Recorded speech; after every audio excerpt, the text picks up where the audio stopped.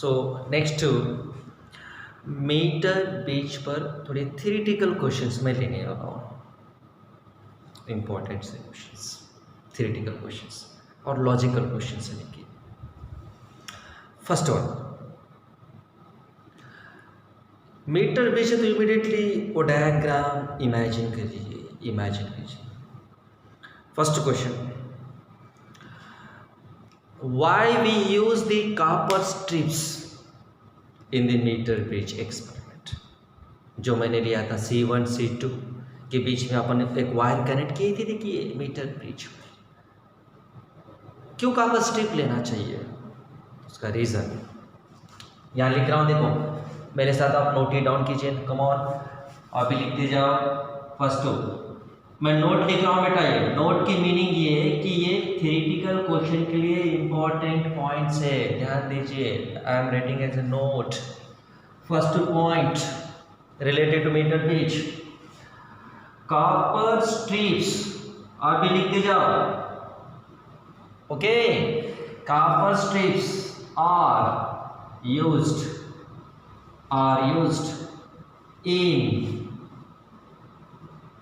in meter bridge experiment to decrease contact resistance।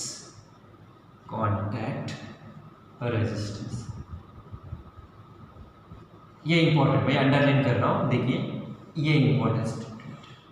Good, to decrease contact resistance. Doubt आया, क्या doubt आया? देखिए sir resistance increase हुआ तो फिर क्या होना चाहिए? देखिए जब एक वायर, मीटर ब्रिज वायर ऐसे मैं कनेक्ट कर रहा हूँ, देखिए और मैं रफली डायग्राम ड्रा कर रहा हूँ आपके लिए, देखो रफली डायग्राम ड्रा कर रहा हूँ, ये कॉपर स्ट्रिप सही है, कॉपर स्ट्रिप सही है। यहाँ अपन कनेक्ट किए थे बेटा, यहाँ अपन कनेक्ट किए थे, देखिए क्या कनेक्ट किए थे, मीटर ब्रिज वायर कनेक्ट किए थे। ये देखो बेटा, ये कांटेक्ट पॉइंट है, ये कांटेक्ट पॉइंट है, यहाँ है कांटेक्ट पॉइंट है। समझ लीजिए कॉपर स्ट्रिप्स नहीं है,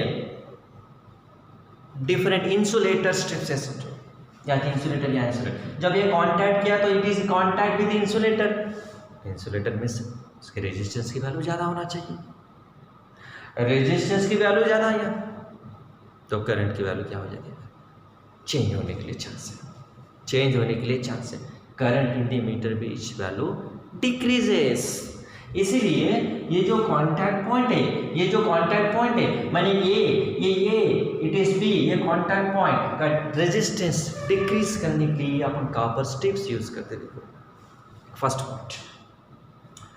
सेकंड, हाँ फर्स्ट पॉइंट क्या बेटा, यहाँ copper strips are used to decrease the contact resistance of the wire.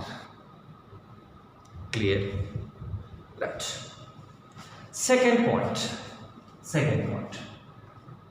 हाँ देखिए ये भी लॉजिकल क्वेश्चन एक बार किया था, ये JEE इसमें क्वेश्चंस थ्योरेटिकल के लिए क्वेश्चन कंपल्सरी 2 या 3 क्वेश्चन थ्योरेटिकल क्वेश्चन है बेटा JEE। द क्वेश्चन इज,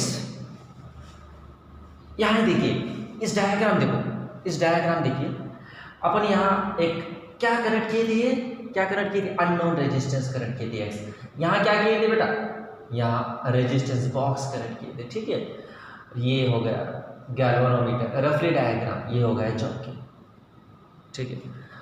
अब मैं क्या कर रहा हूँ, क्वेश्चन में दिया समझो, question, if temperature of this conducting wire, ये जो अपन अननोन रेजिस्टेंस है ना, temperature of conducting wire is increases, then the null point, ये जो null point D shift towards right और लेफ्ट। ये क्वेश्चन चांस है, मैं क्वेश्चन यहां लिख रहा हूं, देखिए if given wire is conducting wire, क्या बेटा ये conducting wire and and temperature of wire increases, then null point shift towards, देखो मैं ऑप्शन लिख रहा हूं, left, second, right, third, does not change, fourth one पता है आपको ये, नन ऑफ दिस। थोड़ा सोचो बेटा, लॉजिकल क्वेश्चन देखो, इतना इजी नहीं है। गिवन वायर की मीनिंग, जो अपन अननोन रेजिस्टेंस मेजर कर रहे हैं ना वो वायर, ये दिस एक्स वायर, एक्स वो कंडक्टिंग वायर है, और वो कंडक्टिंग वायर का मैं टेम्परेचर इंक्रीज कर रहा हूँ, तो नल पॉइंट क्या होना चाहिए, कुछ डायरेक्शन में शिफ्ट होना चाहिए, टुवर्ड्स राइट और towards left. Now let me explain in detail. तो first important point, when temperature of the conductor increases, when temperature of the conductor increases, resistance value increases, resistance value increases। Simple याद रखो बेटा, R directly proportional T, simple mind में याद रखना चाहिए, क्योंकि आपको आंसर फास्ट क्विकली देना चाहिए। R directly proportional to T for conductor, बस याद रखो, R inversely proportional T for semiconductor, बस समझा कि नहीं? ओके, ये दो मैथमेटिकल इक्वेशन याद रखिए, R directly proportional T for conductor, R inversely proportional to T for semiconductor. अब ये कंडक्टर है बेटा, ये कंडक्टिंग वायर है, ये कंडक्टिंग वायर यहाँ मैंने कंडक्टिंग वायर का टेम्परेचर इंक्रीज कर रहा हूँ, तो कम ऑन रेजिस्टेंस वैल्यू क्या होना चाहिए, बढ़नी चाहिए, obviously increases, resistance value increase. Wire का रेजिस्टेंस इंक्रीज हो रहा है बेटा, देखिए वायर का रेजिस्टेंस इंक्रीज हो रहा है, यहाँ रेजिस्टेंस इंक्रीज हो रहा है, तो पता है आपको resistance is directly proportional to length, क्या होना चाहिए, लेंथ। तो रेजिस्टेंस इंक्रीज हो रहा है, तो बैलेंसिंग लेंथ भी क्या होना चाहिए, देखिए कॉन्सेंट्रेट कीजिए, यहाँ एक्स की वैल्यू इंक्रीज हो रही है बेटा, यहाँ एक्स की वैल्यू इंक्रीज हो रही है, तो इसके रिलेटेड जो बैलेंसिंग लेंथ है, देखो क्या है balancing length, L X. Already अभी फॉर्मूला डिराइव किए थे अपन, X by R is equal to L X upon L R, X directly proportional to L X. X increase हो रहा है, यहाँ एक्स वैल्यू इंक्रीज हो रही है, तो एल एक्स क्या होना चाहिए, एल एक्स वैल्यू इंक्रीज होना चाहिए। एल एक्स इंक्रीज हो रही है, देखिए एल एक्स इंक्रीज हो रही है, तो ये डी पॉइंट किस डायरेक्शन में शिफ्ट होना चाहिए, एल एक्स वैल्यू इंक्रीज हो रही है, तो डी पॉइंट नल पॉइंट किस डायरेक्शन में शिफ्ट होना चाहिए, इस डायरेक्शन में शिफ्ट होना चाहिए। ये क्या है, ये टुवर्ड्स राइट, राइट डायरेक्शन में शिफ्ट होना चाहिए। तो your option is, which option is correct here, towards the right. समझा कि नहीं? Okay, towards the right, temperature increases, resistance increases, resistance increase हो रहा है, तो बैलेंसिंग लेंथ की वैल्यू इंक्रीज हो रही है, बैलेंसिंग लेंथ इंक्रीज हो रहा है, तो नल पॉइंट राइट डायरेक्शन में शिफ्ट होना चाहिए।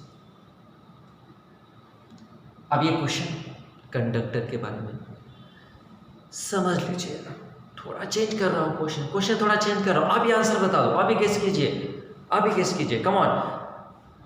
इफ सेम क्वेश्चन, यही क्वेश्चन आप लिख दीजिए, same question, if given wire conductor के प्लेस में, या कंडक्टिंग के प्लेस में लिख दीजिए सेमीकंडक्टर, क्या लिख दीजिए, semiconductor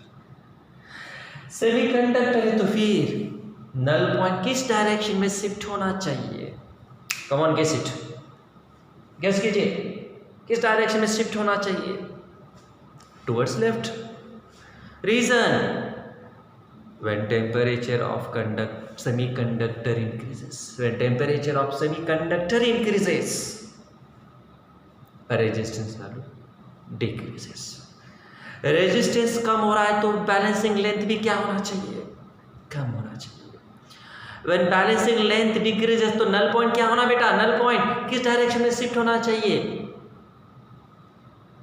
towards the left, towards the left. ध्यान है क्वेश्चन, ये थ्योरेटिकल क्वेश्चन है, हर एक क्वेश्चन में एक्सप्लेन करने वाला हूँ, ये इंपॉर्टेंट एक दिया था ये क्वेश्चन। देखिए next question, third question is third question. Okay, थोड़ा ध्यान से दीजिए, देखो मैं डिफिकल्टी इंक्रीज कर रहा हूँ, क्वेश्चन जो लेवल है स्लोली मैं इंक्रीज कर रहा हूँ डिफिकल्टी थोड़ा, और आप कंसंट्रेशन इंक्रीज करना चाहिए, समझा कि नहीं। जैसे जैसे क्वेश्चन की डिफिकल्टी इंक्रीज हो रहा है वैसे कंसंट्रेशन थोड़ा इंक्रीज कीजिए, right. Now third question is, if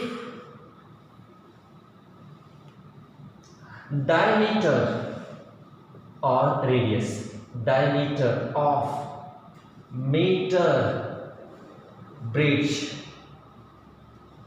wire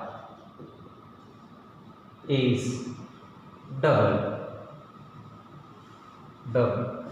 then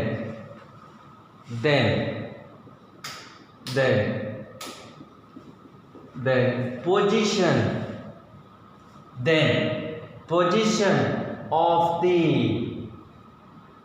null point क्या होना चाहिए। मैं एक डायग्राम भी ऐसे ड्रा करके मैं बता रहा हूँ। देखिए ऐसा कुछ एक रेजिस्टेंस है, ये रेजिस्टेंस ऐसे डायग्राम दे दिया, समझ लो R1, एक रेजिस्टेंस है ये R2 और ये वायर है, ये वायर है, समझ लीजिए। तो स्टार्टिंग क्या है बेटा, यहाँ ये गैल्वेनोमीटर समझ लीजिए, ये है बैलेंसिंग लेंथ,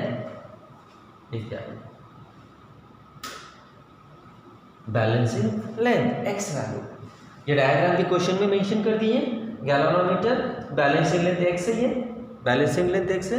मैं क्या कर रहा हूँ, देखो ये जो वायर है, ये वायर है बेटा, ये वायर मीटर ब्रिज वायर, ये वायर का डायमीटर मैं क्या कर रहा हूँ, डबल कर दे रहा हूँ, क्या कर रहा हूँ, डबल कर दे रहा हूँ। तो इस नल पॉइंट की पोजीशन में क्या होना चाहिए चेंजेस, x की वैल्यू क्या होना चाहिए। देखो मैं ऑप्शन में लिख रहा हूँ, option first one is x/2 half हो जा रहा है, सेकंड ऑप्शन 2x डबल हो जा रहा है, third option is 4x 4 times और fourth option is x same not changes. तो विच ऑप्शन इज करेक्ट, तो इसलिए कॉन्सेप्ट क्लियर होना जरूरी है। Important point here, the change in the diameter of the wire does not show any effect, the ratio of wire segment does not show any effect of ratio of wire segment means ये होगा एक segment, ये segment है, ये segment है, इस जो resistance की रेशियो रेजिस्टेंस के रेशियो में कुछ चेंजेस नहीं है।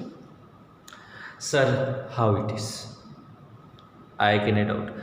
मान लीजिए ये जो पार्ट है बेटा, ये पार्ट, ये R1/R2, ये पार्ट, राइट, व्हीटस्टोन ब्रिज का कॉन्सेप्ट, कम ऑन, क्या बेटा,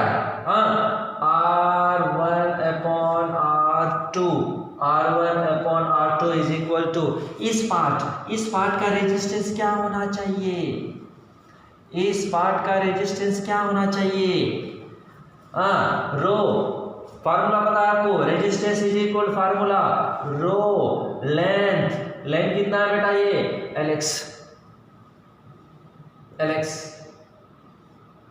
ये समझ लीजिए, L1 समझ लो, फॉर एग्जांपल L1 समझ लीजिए, L2 समझ लीजिए, L1 divided by rho L upon A, ये nothing but pi R square, R nothing but what here D/2 square, R की वैल्यू, ठीक है। तो ये D1 ले रहा हूँ बेटा, ये D1 ले रहा हूँ, समझ लीजिए D ले लीजिए, और डिवाइडेड बाय ये क्या होना चाहिए, रो L2 अपॉन पाई D/2, ठीक है, राइट। अब बेटा ये दो टर्म कैंसिल कर दूँ, ये जो फार्मूला है, ये फार्मूला ऑलरेडी मैंने एक्सप्लेन किया था। देखो बेटा, ये R is equal to formula क्या है, रो एल अपॉन ये नथिंग बट क्या है, pi R square, pi R square. R के प्लेस में आप d/2 लिख सकते हो। Radius nothing but half of its diameter. ठीक है, हाँ, तो बेटा ये मैं कैंसिल कर दे रहा हूँ सब। ये देखो, ये कैंसिल, ये कैंसिल। अल्टीमेट आंसर बता दीजिए, अल्टीमेट आंसर बता दीजिए। ये टर्म कैंसिल हुआ, ये टर्म कैंसिल हुआ, तो अल्टीमेट L1 अपॉन L2। देखो R1 पे R2 is equal L1 upon L2। Diameter पर डिपेंड है क्या? देखो रेशियो में कुछ चेंज है क्या? R1 पे R2 में कुछ चेंज है क्या? या R1 पे R2 इज L1 पे L2। डायमीटर पे कुछ देखो इफेक्ट है क्या? यहाँ नहीं है। डायमीटर डबल कीजिए, ट्रिपल कर दो, 4 टाइम्स कर दो, टर्न कीजिए, n टाइम्स कर दीजिए। तो नल पॉइंट की पोजीशन में कुछ चेंज आ रहा है क्या? यहाँ नहीं आ रहा है। That is the important point. So इसका आंसर क्या बेटा? यार does not shift. Does not shift means answer क्या होना चाहिए? बता दो। ये चार ऑप्शन में आंसर क्या होना चाहिए? क्या होना चाहिए? Does not change means answer क्या होना चाहिए? यस, वो ये होना चाहिए। समझा कि नहीं? यहाँ change in diameter of the wire does not show effect on the ratio of wire segment. ये जो मैं बता रहा हूँ स्टेटमेंट, ये नोट कीजिए, नोट कीजिए। Come on, take your pen, notebook, okay, be ready. हाँ, राइट, लिखिए। If diameter of the wire changes, increases, null point does not shift